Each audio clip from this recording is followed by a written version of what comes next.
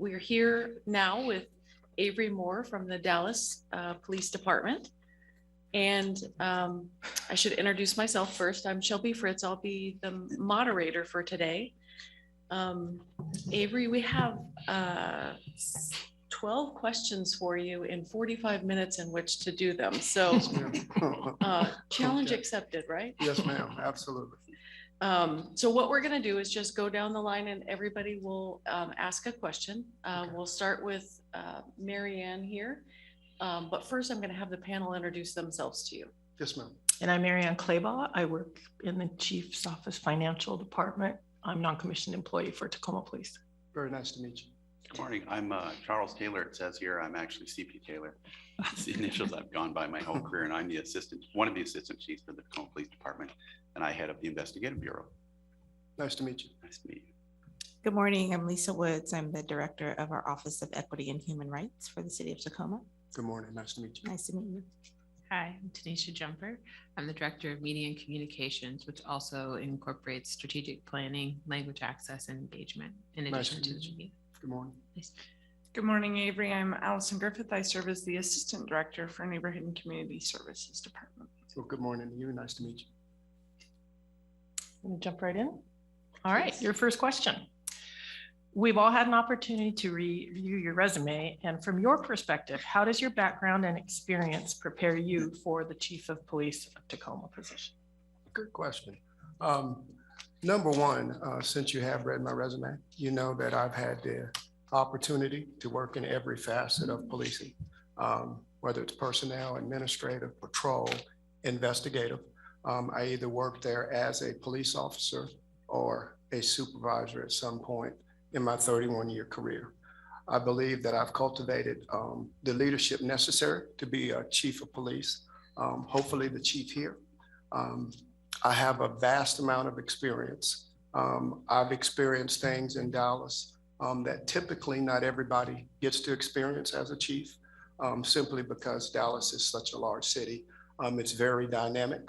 A lot of challenges arise over my 31-year career, and I've had the opportunity to actually address some of them head on and learn from some of the best mentors, Chief David Brown, Chief Renee Hall, and my current chief, Chief Eddie Garcia. They've all kind of taken me under their wing in one way or another and helped me to prepare for a day like this, where I have the opportunity to come and apply and hopefully be named the Chief of Police here. I have experience as it relates to operations. I have experience as it relates to critical management incidents. I have experience really kind of in everything in policing. And again, I owe that strictly to the dynamics that I faced in Dallas and the opportunities that it presented itself there. So I'm just humbled to be here. And I thank you so much this morning for this time and opportunity. So thank you. So this year, the Washington State Legislature was very, very proactive in enacting sweeping police reforms in a number of House bills, two of which in particular, House Bill 1310, which establishes permissible uses of force, and House Bill 1054, which establishes requirements for tactics and equipment. Could you give us your take on those bills and your thoughts on how that benefits or challenges, or both the community and law enforcement in this state? Could you repeat the first bill? You were kind of sure. House Bill 1310, which establishes permissible uses of force. Yeah. So as it relates to permissible use of force, I don't believe that's a new thing. I believe that the Constitution is very clear when you can use force. It's the Fourth Amendment that we're talking about. Everybody has a right to be secure in their persons in effect. I think what has happened is we've gotten away from the Supreme Court ruling, Graham versus Connor, and we actually need to get back to that. I think it's pretty clear from my perspective, being a use of force expert in Dallas.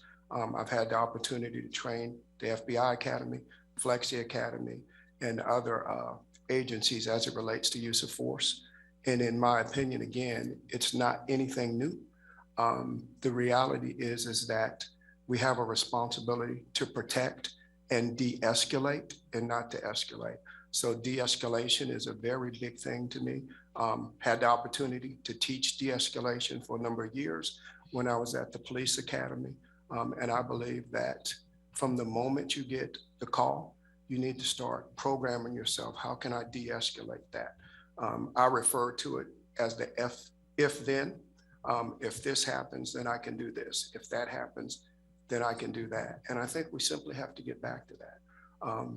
So that's what I would bring here. Just take a moment to pause and really think about the full perspective of what could happen. Because many times the information you get on a call is not completely accurate.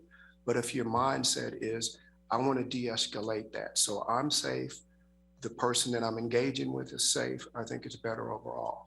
But back to your point, it's nothing new. The Constitution is forever, and it's meant to be interpreted the way that we should interpret it. And it's our responsibility to understand when we can use force and why we can use force, and understand that it's not a right to use force. It should only be absolutely necessary. And then your second bill, sir, was? That's House Bill 1054, and what that does, it establishes requirements for tactics and equipment. Yeah, same thing. You know, it all falls under the Fourth Amendment. You know, I had the opportunity to be the SWAT commander. I was also over tactical unit for a number of years. And it's the same thing. The criteria is the same. Everybody has the Fourth Amendment protection. It's an absolute right for them. And we don't have the right to actually infringe on that unless the law says that we can. So we need to understand search and seizure. We need to understand the exceptions to search and seizure. And then we need to really understand Graham versus Connor again, because it really does tell us when we can use force and when it's considered reasonable. So thank you for that question.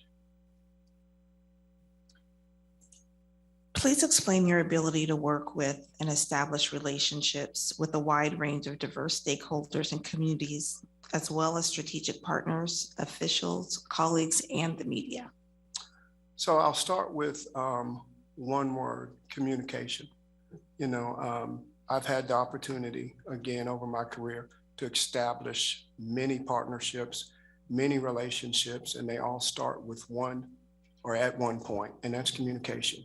And then from there, it's availability. Then from there, it's want to. You have to want to establish relationships. You have to see the value of relationships. And then as you start to establish them, you really got to learn to listen. I've learned over my career that listening is a skill, because most people don't really listen. They just kind of wait to talk. So I've learned that if you listen to people, you show them the dignity that they deserve and the respect, and more importantly, you add value to them, and they feel like you really want them to be a part of your team, which I do. I'm all about team and being one unified front. And I believe that it takes everybody to be involved in that mission. So you identify those people who really want to be involved in the solution and making the city of Tacoma better. And those are the people you put on your team, and then you lean on them for their intimate knowledge of the city, et cetera. So I'm a big, big fan of teamwork, partnership, and I know exactly how to establish them. Again, it starts with communication, and then there's several branches from that: engagement, continuous dialogue, and really having the intent to better and solve issues as they come up. And just to follow up, could you address your ability to work with the media? So I've had the opportunity to work with the media quite a bit in Dallas. I think we're doing a much better job now than in the past. And what I mean by that is I feel like the media should be a partner and not an adversary. So what I would like to do here is really establish a strong partnership with the media. I feel like the police department gets a lot of negative media attention, and it's simply because a lot of the great work that the men and women of the police department is not being produced. No one knows. So my goal is to actually strengthen that relationship, build that relationship, whatever it takes to make it stronger, to invite the media in. One of the things I've learned from my current chief, he allows the media to come in. They rode out with the SWAT team a couple of weeks ago. They rode out with the Vice unit a couple of weeks ago as well. So they're kind of going around in each bureau, riding out and really getting a clear perspective of what police officers do day to day. And that's what I would like to do here. Thank you. Describe a situation where you had to work closely with elected representatives who were upset with policing issues. How did you manage communications with them, the city manager, and the affected parties? Just direct, my role, obviously, I'm not the chief of police, so I do follow his lead. But when I do interact with the elected officials, very professional. I'm very direct in what I say because I don't believe your communication should be ambiguous. I think it should be clear and not left up to interpretation. So when I do engage with them, we have a great working relationship. They understand me, I understand them, and we have mutual respect for each other. Thank you. Okay, Tacoma Police Department's civilian staff members are important contributors to the success of the department. How do you encourage and engage civilian staff members, and how do you balance their needs with those of the commission staff? So I have a lot of civilians that work for me now, in the process of trying to hire more. And what I find is you treat them absolutely the same as you do your sworn. They're part of the team. They do a job that's extremely valuable, a job that's needed, and we need them. We need to depend on civilians. We do not need to push them to the side and think that they're lower than police officers, because they're not. I really am a strong believer in team, and I think it's necessary. There's so much that civilians do that is so valuable to the police department and to public safety in general. So I would treat them with absolute respect. I would let them know that they're wanted and that they're needed and they're a part of the team. Because again, it's going to take all of us as we face these issues in Tacoma. Thank you. Thank you. Okay, for you personally, what's been fulfilling and satisfying aspects about policing in the community, and how would you envision this for Tacoma? For me personally, it's just growth. I think that in policing, you have a responsibility to evolve, i.e. grow. So when I think about stuff like reform and reimagining policing, that doesn't frighten me because I believe that a good police department expects the change. One of the things I think about a lot is when I started 31 years ago, how different policing is today. And it's simply through evolution. So I'm not afraid of reform. I'm not afraid to reimagine policing because I think it's a responsibility of not only the police department, but the whole community. And I think it's being lost like it's just a police issue and it's more, we're going to tell them what to do. And it shouldn't be that way at all. I look forward to reforming. I love to think outside the box. Candidly, I don't even see a box. I just want to be the best that we can be. So it's just about growth. I've grown considerably in the people that I work with. I'd like to think I contributed to their growth as well, and I will bring that here. I mentioned that I had some great mentors. I myself started a mentorship program for up and coming leaders. We meet once a week.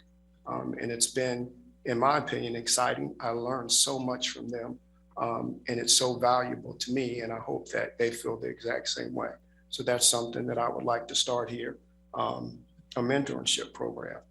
One of the other things that we never had, but under our current chief we're starting, is a career pathway, where when you hire officers at the beginning, you ask them what they want to do, and you keep them on that pathway so that their career is fulfilling as they want to be.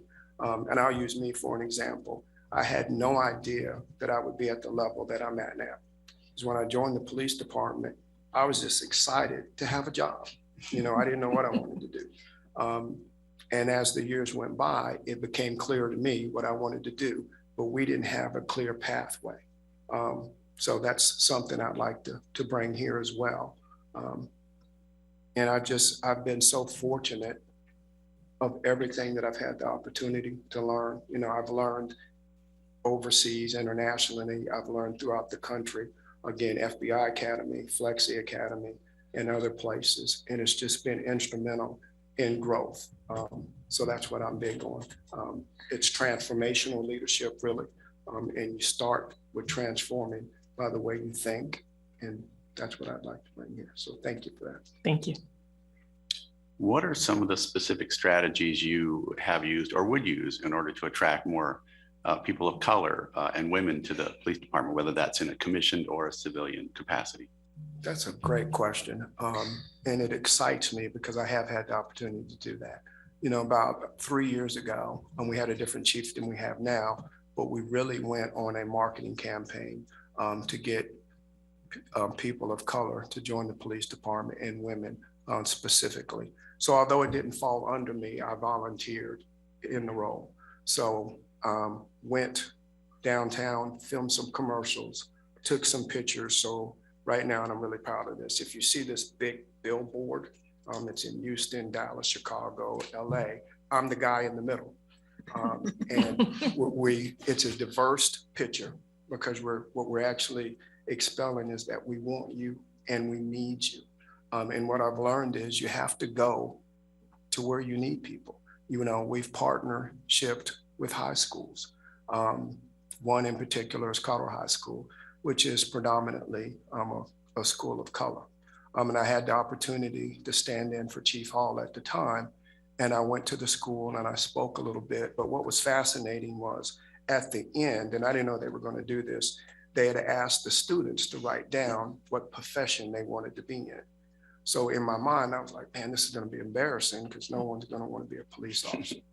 And I was wrong. There was like 40 kids that came and stood by me that said, we want to be police officers. So what we did is we partnered with the school. We offer mentorship, and we kind of created, if you will, a career pathway for these kids to put them in the law enforcement pipeline as opposed to another. So that excites me. I'm big on recruitment. I think that what you need to actually go out and get. You can't expect for people to come to you. You know, an analogy I use is don't just invite people to your table, take your table to them. And that's what we did. We hired a marketing firm because we realized that they were much smarter than us. And they gave us recommendations and we followed. So what makes me really proud is we are still short officers, but we didn't have a pipeline of officers. We increased pay, we did the marketing. Now we have under 200 people in the pipeline to become Dallas officers. The only thing that slowed us down is COVID. And that's kind of slowed everybody down. But I took an active part in that. And I've learned that even as the chief, you should take an active part in that. Chief Hall went actually out on recruiting assignments. I know Chief Garcia has some planned as well, and I will absolutely do that too. It's exciting to be proud of your profession and to convey that to people. Because again, we do a poor job of telling the good stories and we let the media just tell the negative ones. And there's so much good about policing. So that's what I would do. Thank you so much for that question. Okay, we're on question number 8. So we're almost wrapping up.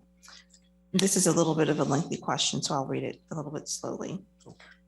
The city of Tacoma is beginning an in-depth transformation to become a truly anti-racist organization. Tell us about a time when you led a major transformation or change effort for an organization. What were some of the challenges you faced in doing so and some of the successes? So I used to teach at the academy, racial profiling. So my point is that you have to really start there. It's kind of at the beginning. And then you have to continue that teaching. Unfortunately, racism is not just isolated to policing. It's something that we deal with in the world. So you have to be candid about it. You have to be honest about it. And you have to really search for understanding. And that way you can provide understanding. I was instrumental in bringing, it's called, I just went blank on the name of it, but ABLE, which is active bystandership, and where you just actually engage and stop an officer from doing the wrong thing. So we actually laid that out. I was instrumental when we used to teach cultural diversity. And what I found is we probably need to go back to that. We need to understand the benefit of culture and really have an appreciation for the differences that we have and welcome them. You know, Dallas is highly diversified. And when I looked here, Tacoma is diversified. So what we need to do is create capital with each other. And you do that out of mutual respect and just welcoming each other's differences in culture. And the more we can understand culture, the better. One of the things that we do in Dallas is every October, we have an Asian festival, highly represented by that community. It's in Northeast Dallas. And it's just awesome. You know, we get to see their culture from the food, their dance. They typically bring a martial arts group and the entire community engages in that. It's something that David Brown, when he was our, I believe, deputy chief, he actually started, and we continue that today. We have them throughout the city, and they're just phenomenal events. When I was the deputy chief over Northeast, there's an area called 5 Points. It's a very small area, but it had 23 different dialects spoken there. So I had to figure out an effective way to communicate. So we did that. We call them NPOs, which is our neighborhood police officers. We would go door to door, knock on the door, invite them to events, community watch meetings, the events that we were doing. I call it seeding, sowing seed in the community, and just to kind of meet them where they're at, get a clear understanding of what they needed, what their expectations were, and really just building a relationship of trust. Thank you. All right. Please tell us about your experience working with department heads on city council goals and objectives. What were the outcomes of those? So I have quite a bit. The latest one is, or the one I'll talk about, is marijuana use. So a council member didn't want us to actually enforce marijuana under 2 ounces. So a lot of discussions with the district attorney, we call him judge, the council member, myself, and Chief Hall, because at the time I was over narcotics, and we was trying to figure out a way that we could do that. And candidly, I was opposed to it because my mindset was, well, if it's against the law, we should enforce it. Well, as we began to have discussions that were deep, and you know, the judge had his perspective, the council person had his perspective, they actually were able to change my mind.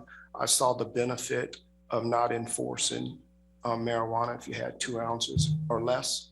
And we actually came to a compromise and agreed because my concern was the effect that it would have. And as it turned out, it hasn't had a negative effect at all. So what that taught me is sometimes you can't just be single-minded. You have to really listen and get a clear understanding of the objective. And the objective was really just to give people a second chance and not ruin their life based off of, you know, an ounce of marijuana or less than 2 ounces of marijuana. So I was happy and proud that we came to that decision. And again, there is no negative side effect to that. So that's the example I would give you now. Thank you. Okay, many in the community believe that implicit bias is present in current police officers and practices. Do you believe this is true? Please explain why or why not. Absolutely. I believe that everybody has biases, and they just, sometimes you don't know that it's a bias because it's what you're used to. And I'll share a story with you. I had a friend who called me and he was upset about the concept of systemic racism. I mean, he said, I don't believe we have racism in our department. And I paused for a minute because initially I was like, well, how could you not understand that we do? But then I thought about it and I said, wow, from his perspective, he's never experienced it. But from my perspective, I have. So we had a conversation. I explained to him my perspective, and he started to understand that even though he didn't experience it directly, doesn't mean it doesn't exist. So I do believe, again, that there is implicit bias and biases that people carry. I think the bad thing is when you act, we all have biases. You know, some biases are you don't like, you know, plaid pants or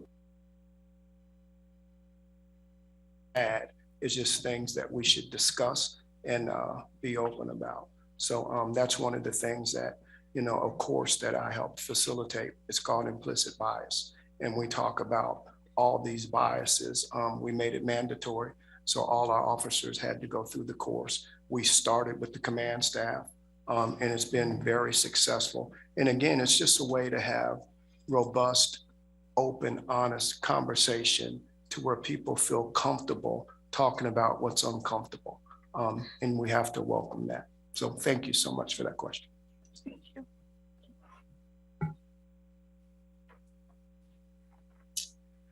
In light of the national protests against them, police officers are experiencing an all-time low in morale and their job satisfaction. How do you intend to access this in a way that restores pride in the workforce while still ensuring that community concerns are addressed? Number one, I believe example. So I'll be the example. The reality is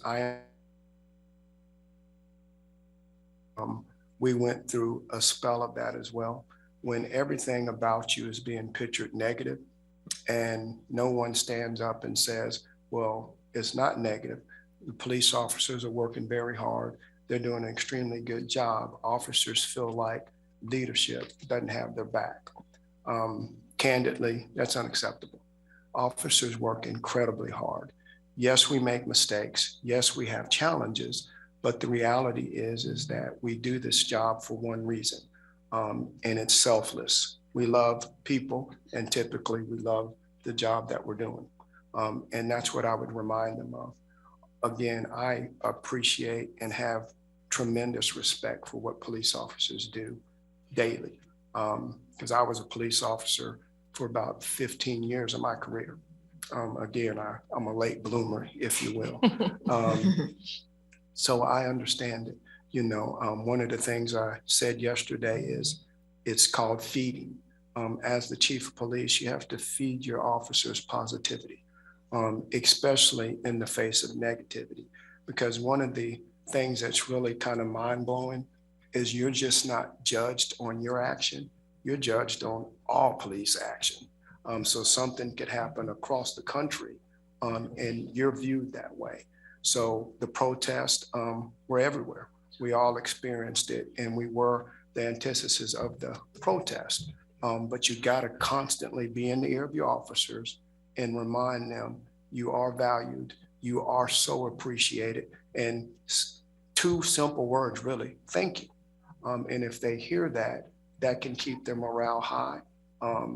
And if you're really out with them in the front at times, in the middle at times, and in the rear at times, they really appreciate that. Officers want a leader that is visible, that's flexible, and that they can reach out, if you will, and touch. And I think that's important because again, this is not just a Tacoma issue. This was across the country. And morale is so important because you can't do your best work with a demoralized police department.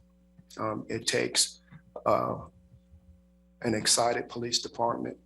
It takes an excited community. It takes an excited local government all working together to really achieve the objective of safety and security in the city. So. Thank you. Okay, we're in the home stretch. Okay. Is there any additional information that you would like to share with us regarding your qualifications for this position, or if you have any questions for us? So qualifications, you know, I think that's interesting because, you know, that means different things to different people. But I will tell you, I have experience in so many things. You know, when I said I've been in every facet of policing, that's really literally and not figuratively. I have great relationships with communities, and it's simply because, as I stated, I communicate. You know, I'm out in the public. If you Google me, you can see me kind of everywhere. I have a slightly different role now, so I'm not actually out in the community as much as what I was, but I still have those relationships. Council people, I still have great relationships with them. Federal, state, local partners, great relationships with them. And I realize just the value of oneness. We all have to understand that crime is not going to go away because we wish it. It's not going to go away because of police. It's really going to be a concerted effort of all of us. And it's really our responsibility. As long as we have the same goals in mind of making it safe and secure for people to live, work, and if you will, play, then we can be successful. But again, it has to be on one accord. So thank you so much for this. I'm humbled to be here. I appreciate your time. I don't take it for granted, especially in the midst of COVID. I hope none of you are affected by that. And again, thank you so much for your time. And we actually we're ahead of schedule. So great job. Right. So we have about 13 more minutes for questions. Do you have any questions for the panel? Or panel, do you have any follow-up questions for? So I'll ask kind of about my resume. Is there anything on my resume that you'd like me to kind of clear up or add to, or maybe explain?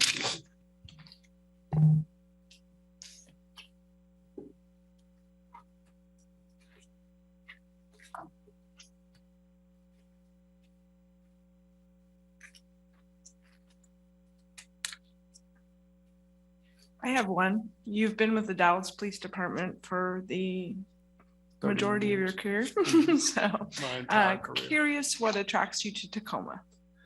That's a good question. So, you know, I mentioned mentorships, and I've had 3 phenomenal ones that directly have impacted me. And what I realize is, you know, I'm an avid book reader as well. So I read this book by John Maxwell, and he talks about ceilings. And what I've learned is that you should never put a ceiling on yourself, or you shouldn't let other people put a ceiling on yourself. So I'm kind of like that song by Pernell Williams, A Room Without a Roof. That's kind of how I view myself. I know that I'm ready to be a chief. And when I read about Tacoma and what the community said they wanted, I said, wow, I have all of that. You know, I have the experience in everything that they need. I understand community policing. That's my absolute platform. I don't think you can accomplish anything in policing without the support of the community, without the support of the local government, and without the support of my primary team, which is the police department. And I know how to do that. I've been put in situations where morale was really, really low. And I've learned how to build morale, whether that's from a community perspective, whether that's from an officer perspective. So again, when I heard about Tacoma, I knew nothing about the city. I do due diligence, because although I have aspirations to be a chief, where I'm a chief at is important, because I have a great career in Dallas. And I just think it's time. It's kind of like when you're an assistant coach for a long time, and you just know, hey, I think I could be a really good head coach just given the opportunity. This opportunity presented itself, and I said, you know what, I'm gonna go for it. Because again, it seems like the officers here work hard. Seems like there's a lot of support. I get that there's challenges, but I welcome the opportunity to work as a team, and we can accomplish goals and hit those challenges and turn them into opportunities. Thank you. So I have a question. Uh-huh. So you talked a little bit about transformation and being transformational. What does that mean to you specifically? And what does that mean in policing specifically? So to me specifically is allowing you to see into me intimately, meaning that I don't have anything to hide. You know, I'm not rude, but I'm direct. And I will tell you exactly what I mean, and I'll mean exactly what I say. And yes is yes with me, and no is no. But I'm also flexible enough, the example I gave about the marijuana, to listen, and I can change my mind. So from a personal perspective, that's what it is. I'm Avery, look at me. Professionally, it's really the same thing. You know, I mentioned that we don't do a good job sharing our good stories and the hard work of the men and women of the police department. We're going to do that, you know, partnering with the media, allowing them to see and show for us is a great tool. We're going to take advantage of social media, going to put stuff out there ourselves about the great work that we're doing in neighborhoods, the great partnerships we're making, the great engagements that we're having with community members, business members, council, the mayor, and I just think that's important. Transformation to me is really action and not just a box that you check. Thank you.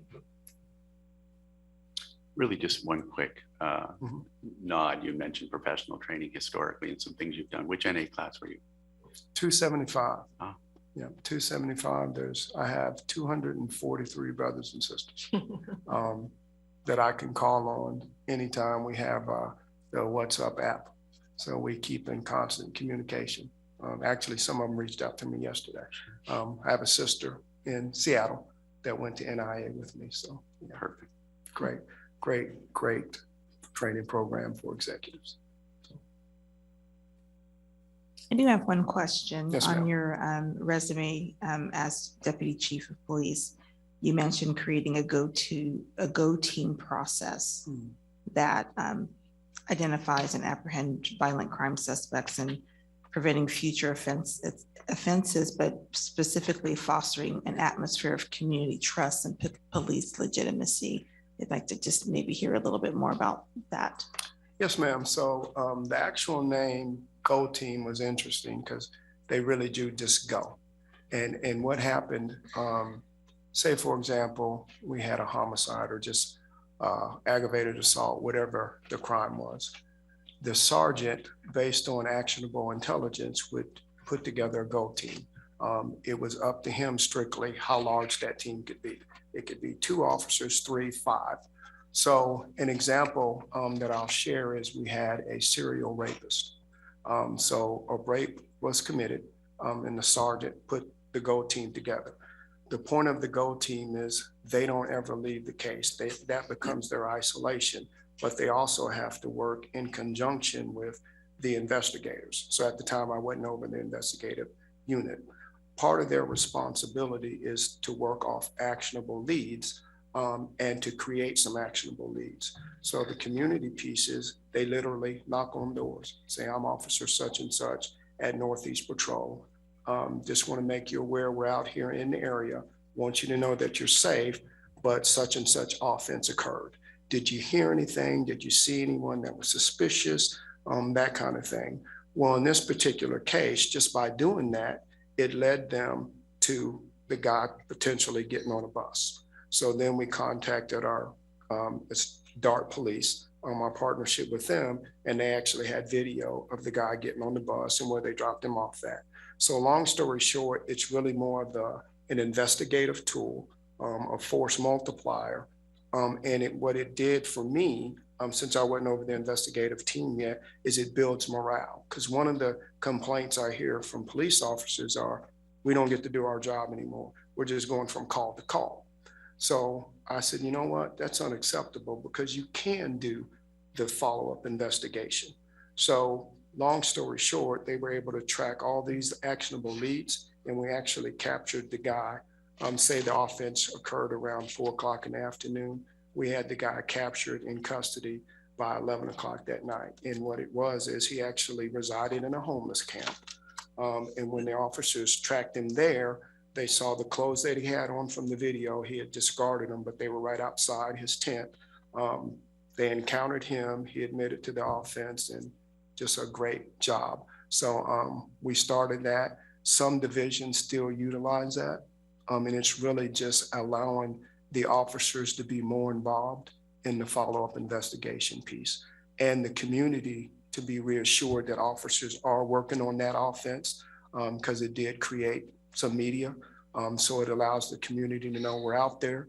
They have a sense of feeling safe. And then there's a lot of people that will talk to you kind of on the side. So when the officer knocks on the door, sees them walking in the parking lot and just says, "Hey, I'm Officer Avery Moore. Just want to make you aware of such and such," that was really beneficial. So that's kind of how all that started.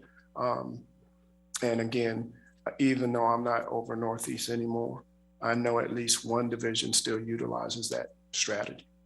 Thank you. Okay, well, thank you very much. Thank you. Any additional thoughts from you want to add as we close this out? Yeah, I'll just say this since we got a few minutes. You know, I am so excited about being here. I have a lot of energy. You know, 31 years ago, as a young officer, I share that same passion. I believe law enforcement is rooted in one thing, and that's love. You have to love what you do, and you have to love to do it for people that really need you, and they will support you. You can't believe all the negativity, because there's so many people that support the police. And I'm the type of leader that I'll remind my officers of that, and I'll remind the community of that. You know, we all have to work together, or candidly, we're just wasting time and wasting conversation if we're really not serious about change and going forward. So again, thank you so much for this opportunity. Thank you for being here, and thanks to the panel. We'll take a 15-minute break. Actually, it'll be a more like 17-minute break until our next candidate. So thanks very much, and stay tuned for the next candidate. Thank you.